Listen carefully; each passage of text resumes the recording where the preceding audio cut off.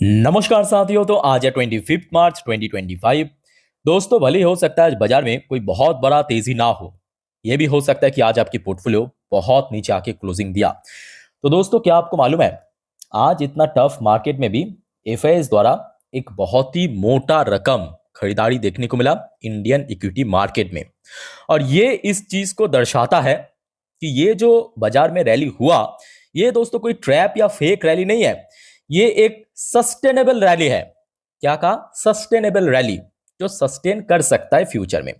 अब चलिए ज्यादा बातें ना करके सबसे पहले मैं आपको एकदम लेटेस्ट एफएसडीएस की डेटा दिखाता हूं। ऑफिशियल अपडेट है एनएससी की वेबसाइट में, आप चाहे तो खुद भी आके चेकआउट कर सकते हो, ऐसी कोई बात नहीं है।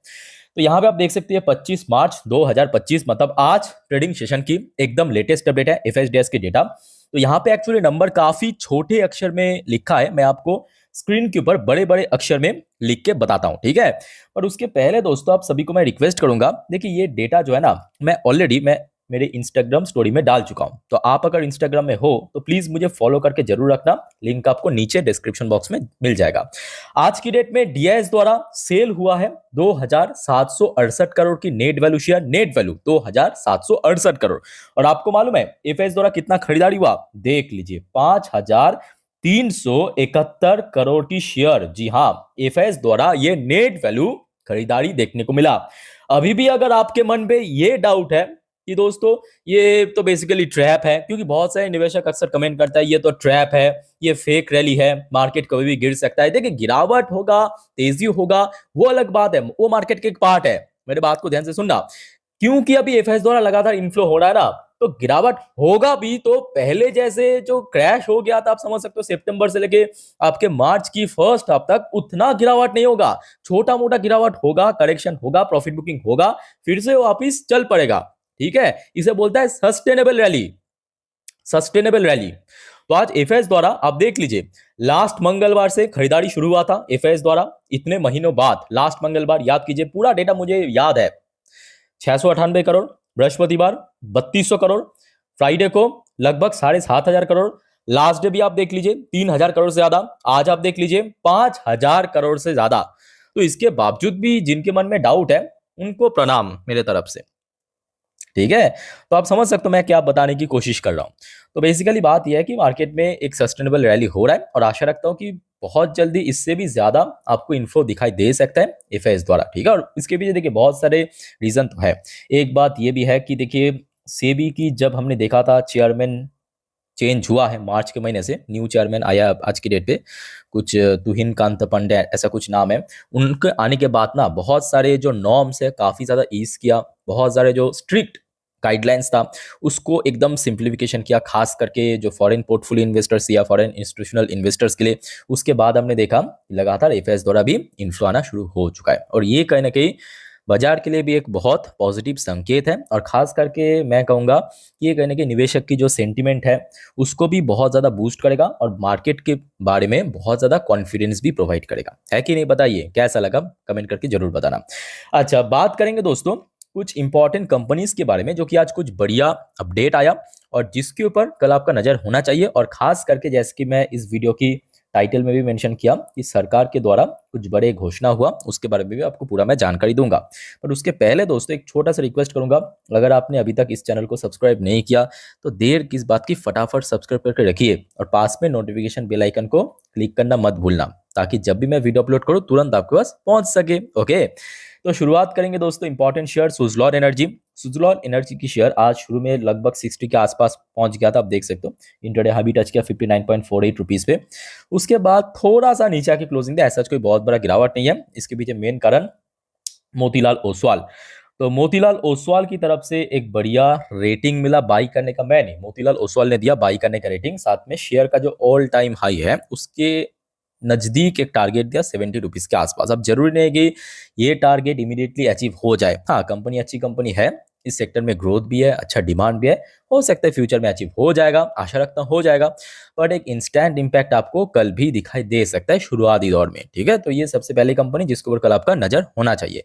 नेक्स्ट दोस्तों, न्यूज में जाने से पहले वो अपडेट मैं आपको दिखाना चाहता हूं जो कि आज सरकार की तरफ से आया है। पहले आप देख लीजिए, ये अपडेट आया है आज, यहाँ पे अपडेट देखिए 25 मार्च 2025 को शाम पे 5:50 की एकदम लेटेस्ट अपडेट है, मतलब बाजार क्लोज हो जाने के बाद का। न्यूज की हेडलाइन आप देख सकते हो, सेंटर, सेंटर मतलब खुद government, centre cuts import duty on parts needed to make EV batteries and phones. तो दो सेक्टर यहाँ पे मेंशन किया, एक ईवी बैटरीज, ऐसे जो कंपनी है जो ईवी बैटरी मैन्युफैक्चर करता है, उनके लिए जो पार्ट बाहर से मंगवाया जाता है, इंपोर्ट करते हैं, उसमें जो सरकार टैक्स या इंपोर्ट ड्यूटी लेते थे ना, है, उसको कट कर देगा। दूसरा जो सेक्टर है फोन, फोन मतलब जो आप समझ सकते हो कि जो ऐसे कंपनी दूसरे कंपनी के साथ पार्टनरशिप में मिलके फोन, मोबाइल फोन मैन्युफैक्चर करता है, बहुत सारे पार्ट पुर्जा बाहर से भी आता है, उसके ऊपर जो सरकार इंपोर्ट ड्यूटी चार्ज करता है उसको कट करेगा। और ये इसलिए कर रहा है, और ये देखिए अप्रैल महीने से लागू हो जाएगा सरकार की तरफ से, वो भी अपडेट आ चुका है, मैं आपको दिखा देता हूँ। देखिए, the decision was announced by the union finance minister, हमारे जो वित्त मंत्री है Nirmala Sitharaman ji, amid the broader tariff cut to support local manufacturing to face the potential impact of reciprocal US tariff. तो आप समझ सकते हो कि 2 अप्रैल से तो ऑब्वियसली डोनाल्ड ट्रंप की सरकार ने बता दिया कि एक के बाद एक रेसिप्रोकल टैरिफ लागू होना शुरू हो जाएगा। तो उसके पहले से ही भारत सरकार द्वारा भी बहुत सारे स्टेप लिया जाएगा, उनमें से बहुत सारे स्टेप में एक एक करके स्टेप लिया जा रहा है अभी धीरे धीरे करके, ठीक है, जो कि नेक्स्ट मंथ से ही लागू हो जाएगा। और जिसके कारण कल देखिए स्पेसिफिकली दो सेक्टर, एक तो देखिए जो मोबाइल फोन वगैरह मैन्युफैक्चर करता है, चाहे हम बात करें मेन जो शेयर है डिक्सॉन टेक्नोलॉजी आज की डेट में, जिसके चलते लगभग 7% की गिरावट हुआ, इसके चलते नहीं, मतलब नॉर्मली अगर हम बात करें शेयर में गिरावट हुआ। और अगर हम बात करें काइनेस की बात करें, केएनएस टेक्नोलॉजी 4%, यहाँ पे भी गिरावट हुआ। कल कहीं ना कहीं इस न्यूज के कारण शेयर में एक बहुत अच्छा रैली भी हो सकता है। अब आप पूछेंगे क्या 100% गारंटी? नहीं, मैं बार बार आप लोग को कहता हूँ कि आप लोग यही गलतफहमी में जीते हो कि यहाँ पे जो भी मैं आपको दिखा रहा हूँ इसमें गलती से 100% की कोई उम्मीद नहीं है, क्योंकि देखिए कोई भगवान नहीं है ना, बट एक मेजोरिटी चांस है। मेजोरिटी मतलब कितना चांस है? 60 to 65% की चांस है, जो हमेशा मैं आपको कहता हूँ, ठीक है, मेजोरिटी ऑफ चांस है, इसमें तेजी हो सकता है। इसके अलावा देखिए बैटरी मैन्युफैक्चरिंग कंपनी जो खास करके ईवी की बैटरी मैन्युफैक्चर करता है, चाहे हम बात करें अमर राजा एनर्जी एंड मोबिलिटी लिमिटेड, है ना, ये भी अच्छी कंपनी है, बड़े लेवल की कंपनी है। इसके अलावा आप एक्साइट को भी देखिए, ये भी ईवी के लिए बैटरी मैन्युफैक्चर करता है, ठीक है। तो ये जो कंपनी है, 4 कंपनी आप बोल सकते हैं, ये दो सेक्टर्स है, इसके ऊपर कल नजर रखना। सेक्टरल वाइज भी बात करें या शेयर वाइज भी बात करें, एक अच्छा मूवमेंट हो सकता है। ओके, अच्छा, बात करेंगे नेक्स्ट इंपॉर्टेंट शेयर जिसका नाम है इरेडा। इरेडा की आज बैड लगता है ऑनेस्टली से, मतलब शुरुआती दौर में शेयर पहुंच गया था 175 के ऊपर, सस्टेन नहीं कर पाया, ऑलमोस्ट 80-90% टाइम पॉजिटिव में था, क्लोजिंग दिया नेगेटिव में आके, वो भी 1% नीचे। खैर ये बात की बात है, बट आज की डेट में इरेडा की बोर्ड ऑफ डायरेक्टर द्वारा 2 बड़े डिसीजन लिया गया है। बोर्ड ऑफ डायरेक्टर की मीटिंग था ना आज की डेट में, 25 तारीख को, मैं आपको अपडेट भी दिया था लास्ट वीक पे। उस मीटिंग के आउटकम में 2 बड़े डिसीजन।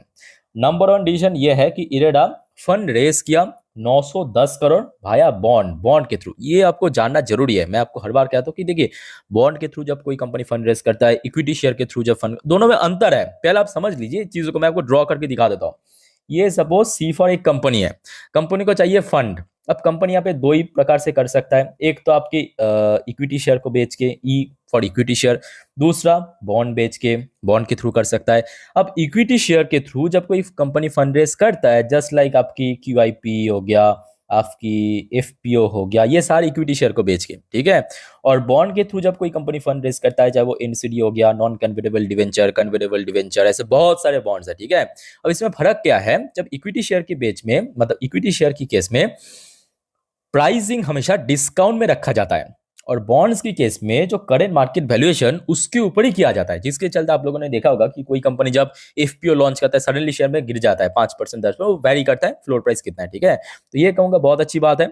नेक्स्ट अपडेट ये है कि देखिए बोर्ड ऑफ डायरेक्टर की मीटिंग के दौरान बोर्ड्स ने अप्रूव दे दिया borrowing programme next financial year के लिए। टोटल कितना करोड़ मैं आपको दिखा देता हूं, 30,800 करोड़, 30,800 करोड़ की एक मेगा दोस्तों बोरोइंग प्रोग्राम अप्रूवल दे दिया है।